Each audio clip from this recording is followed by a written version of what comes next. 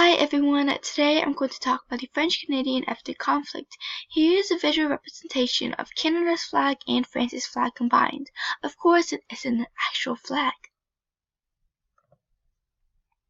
This here is a map showing where the English and French language were concentrated in Canada.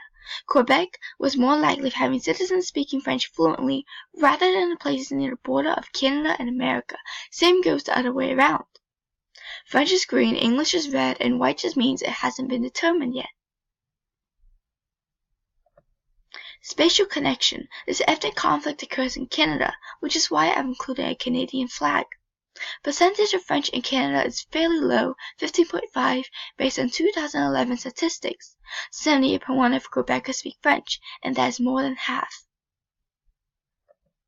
Roots of this conflict. France lost its colony to Britain, and 70,000 French colonists still remains after that. Over 1/4 of the population in Canada is French-Canadian. The government in Quebec made French the official language, which made English-speaking people in Quebec leave, and that really damaged its economy.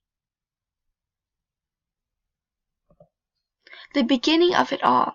France lost the 7-Year War, and in the First Treaty of Paris, they gave Quebec, also known as New France, to Britain. The British allowed those in Quebec to speak French and continue practicing their own religion. The 7-Year War is also known as the French and Indian War. It started in 1756 and ended in 1763. Unlike previous wars, this was fought by troops sent by Britain. The troops stayed to collect high taxes to pay for this war, and yes, this is what helped cause the American Revolution. French Canadians versus English Canadians. French Canadians were excluded from the rest of Canada because they were culturally different. They opposed the government and economy because they aren't included in much activity. Tension and violence was frequent after the French gave up Canada. People such as terrorist groups wanted Quebec to separate from Canada. Many French Canadians are pressured to learn English to fit in with the rest of Canada. And here is a protest saying English is a language, not a crime. The people affected. More than 82% of the population was affected, even though most people was English Canadians. The past 35 years have been a strong rebirth of the French Canadians and a sense of cultural identity. And here is a Canadian flag and French flag. Distribution and ethnic clustering. This conflict occurs in Canada, and that is regional scale. Global scale. This conflict does not go out of Canadian borders, which means it does not affect Japan or China. Local scale means people in Quebec. Here is map showing where each scale is located. Global scale, as you can see, it shows the whole world. Regional scale only shows Canada, and local scale only highlights Quebec. Politics. The French Canadians are struggling to accept Canada's government. The English Canadians have all the power in the government, and French Canadians want to be known as well.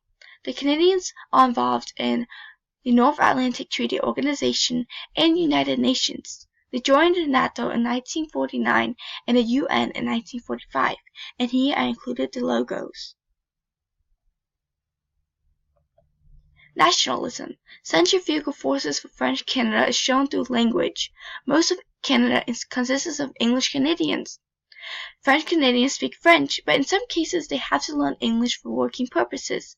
Centripetal forces include pride, because French Canadians want to keep their identity and at the same time be recognized in Canada.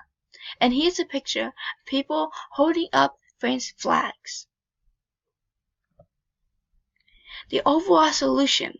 The first referendum in 1980 had asked the French Canadians in Quebec if they wanted their government to make their own decisions, and 60% had voted against it. The second referendum in 1995 had asked if the people of Quebec wanted to be separated from Canada, and 50% voted no. In the end, Quebec remains a province of Canada. There is still tension, but not much violence or riots. The future. I predict that this conflict will continue to happen throughout the years, since there wasn't an exact solution. The country must undergo reforms to settle the conflict and gain peace with French Canadians. If they come to a final agreement, there might still be hope for Canada to be fully united again. And here I just have my citations.